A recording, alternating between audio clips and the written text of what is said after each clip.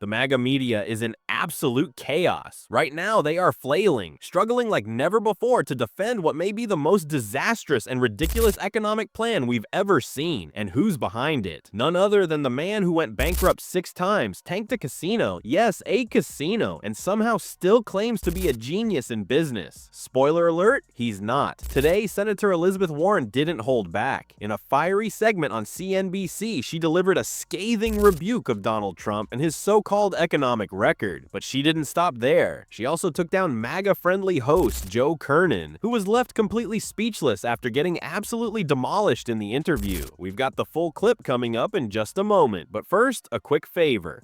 If you're enjoying the channel, smash that like button and make sure to subscribe if you haven't already. It helps us reach more people and keeps this content coming your way. Now, let's roll the full takedown from Senator Elizabeth Warren. Trust me, you don't want to miss this. Let me just say what President Trump said yesterday to some of the Republicans. He talked about how he sees some rebel Republican who wants to grandstand. He says, I saw it today, a couple of your congressmen, I think we should get involved in the negotiations on tariffs. Oh, that's what I need. I need some guy telling me how to negotiate. He says that this hurts his negotiation, as if this is a negotiation that tariffs will eventually go away. Yeah.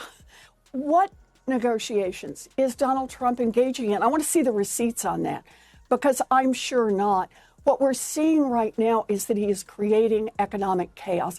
And look, he has imposed enormous damage on our country. He has proven to all the rest of the world that so long as he is president of the United States, that the United States is an unreliable partner.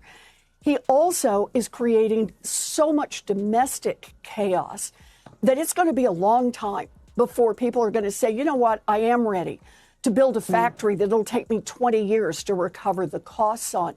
No one wants to invest if they think, okay, today the tariffs are here and my costs will be this, but tomorrow they will be entirely different, and the week after that they could be different again, and the week after that they could be different again.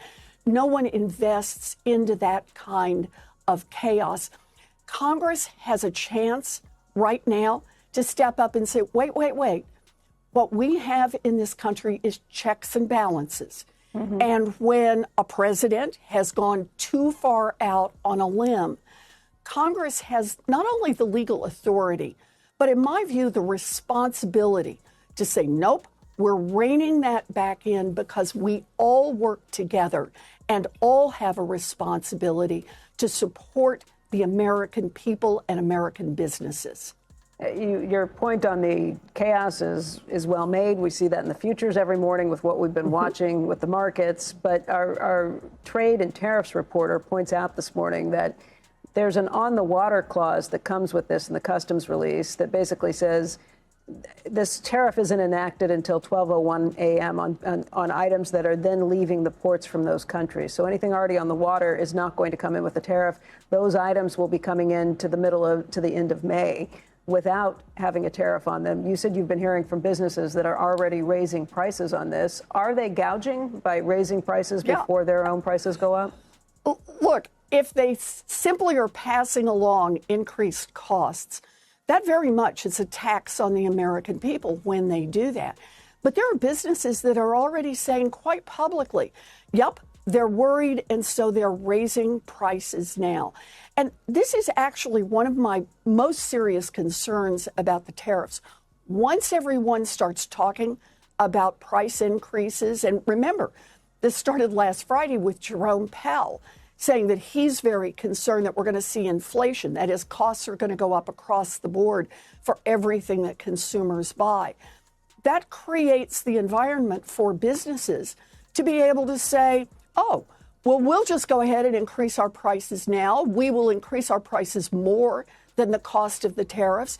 And so you get the 1-2 punch of passing along costs from the tariffs, but also price gouging. You always say that you remember our last conversation. This is almost like part 2. Remember our last conversation about price gouging. So now you got another way to say that corporations are doing that. Well, but egg prices came down, inflation came down. It seems like the corporations only gouge when you say they're gouging, and then they're unable to at other times. So I know you don't want to listen to me on this, but listen to Jerome Powell on this. The example he gave on Friday was from the last time that Trump's tariffs went into effect. And he said there was a tariff on washing machines. No surprise, the price of washing machines went up. But the shocking part is the price of dryers went up as well, even though there was no imposition of tariffs on those. You tell me what that is, except for price gouging. Trying to figure that out. Unless you have a clothesline, unless you have a clothesline out back, you need the dryer, though, Senator. Well, you need the dryer, but the price doesn't go up on dryers. The cost of dryers didn't go up. Growing up. Yeah. Did you? Yeah. Oh, yeah. The times, yeah. Totally. And I love the smell. I love the way you're changing the subject here. That is an example of price gouging. They told me we had less than a minute. They said we had less than a minute left. Now they say we can keep it going. Now we can keep it going. Now we can keep it going. I don't want to keep it going. Good. No, Senator, I bet you don't. Let's talk about the corporate price gouging that some people refuse to acknowledge. Because yes, it's real. The inflationary pressures we saw post-pandemic, they weren't some natural, unavoidable disaster. Number companies jumped on the opportunity to exploit both inflation and the struggling consumer, pushing prices to outrageous levels and raking in massive profits in the process. And yet there are still people out there defending these corporations, defending the very companies that are robbing you blind. It's absurd. It's like they're trying to gaslight the public into thinking everything is just fine. But Elizabeth Warren didn't let that slide this morning. She made it crystal clear what a lie Joe Kernan was pushing when he tried to deflect, claiming, "Oh, now you're changing the subject," and calling out Warren as a liar. Ridiculous. Just pure nonsense. But let's get to the real kicker, the defense of Donald Trump's tariffs. There's literally no reality where these tariffs are beneficial to the economy, especially when lowering costs means we're headed into a recession. Want to know why gas prices are cheap or why cars might be more affordable soon? It's because people won't have any money to buy them. If you're out of a job, who cares about cheap groceries? And Trump's out here touting how great this economy is, claiming it's a great time to buy. Well, it might be if you're sitting on a mountain of cash like a big corporation, but for everyday people, those living paycheck to paycheck, it's a disaster. I'm beyond exhausted by these arguments. And honestly, I can't believe we're still having this conversation. Tariffs, of all things, have somehow become one of the most ridiculous policies in our government right now, all while the administration keeps spiraling deeper into incompetence. Rachel Maddow didn't hold back either. She tore into it with a blistering takedown. Let's dive into the Rangers at this manatee refuge. But now, quote, after public outcry and 2 court orders, the Rangers are back on the job. This is such a stupid way to run a government, right?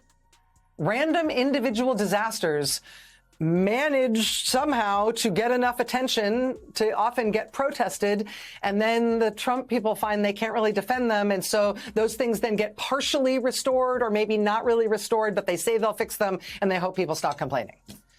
But meanwhile, while people are scrambling to try to fix that mistake they made, these guys are destroying 10, 100, 1,000, 10,000 other things all the time. It is a terrible, absolutely ridiculous way to run a government, especially under the name of efficiency, right? I mean, how can it be that the reason we still have people on the job today storing and transporting our nuclear weapons is not because Donald Trump didn't fire them, because he did, but only because, just our luck, the right people found out that he had fired them and made a big enough ruckus about it in time so some of them could be hired back. That is the reason we now have people on the job, keeping our nuclear weapons from prematurely exploding. That's the system now. That's how we're running it. And it's incredibly stupid. But the big problem with that being our system right now is that for some problems, the people who are most affected and most hurt by it are the people who can least make a ruckus.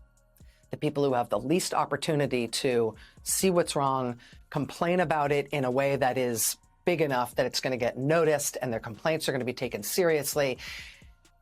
And so somebody's going to do something about it and maybe it'll get reversed. The people who are going to be hurt the most grievously are the people who are least capable of raising a ruckus about what's being done to them. And so here we are. Headline, Washington Post.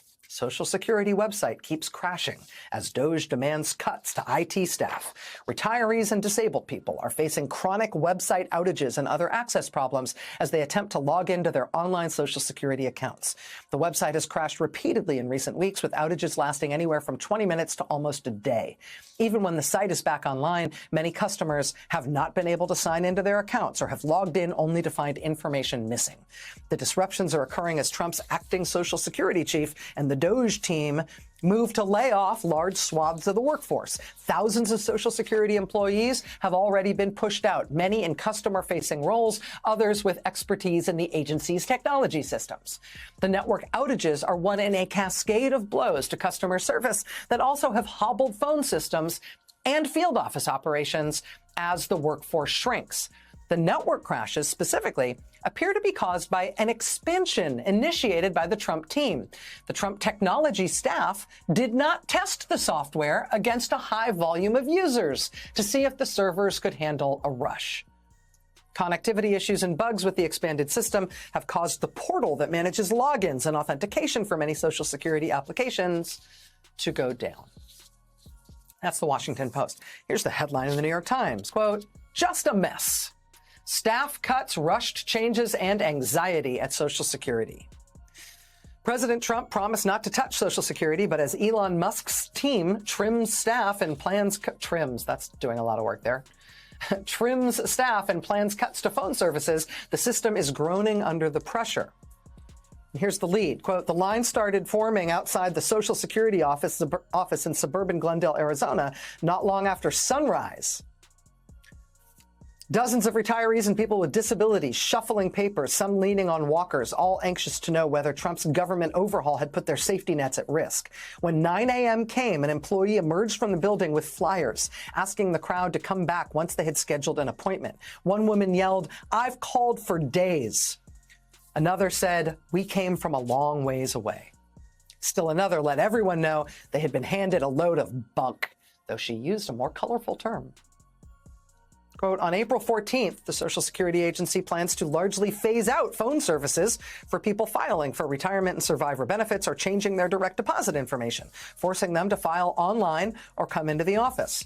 Staffing levels at the Social Security Administration were already at 50-year lows, and the departure of so many workers who answered phones and worked field office counters has led to longer lines and phone waits."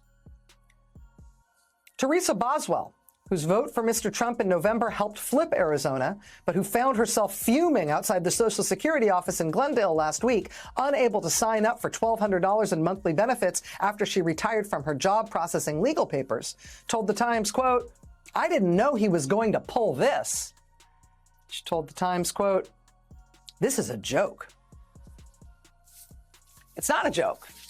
It's the destruction of one of the core moral and practical functions of the United States government. This is a government of sheer incompetence. It's almost hard to comprehend just how bad it is, especially under the Trump administration. Sure, there's the evil, the self-serving agendas, the toxic policies, but it's the incompetence that stands out. And honestly, it's staggering. Every day it becomes more apparent just how utterly incapable these leaders are. But here's the good news. We're calling it out every single day, holding them accountable for their failures. If you want to support this effort and stay in the loop, don't forget to hit that subscribe button and leave a like on this video. Oh, and if you stuck around all the way to the end, drop a blue heart in the comments to show your support. Until next time, I'll see you.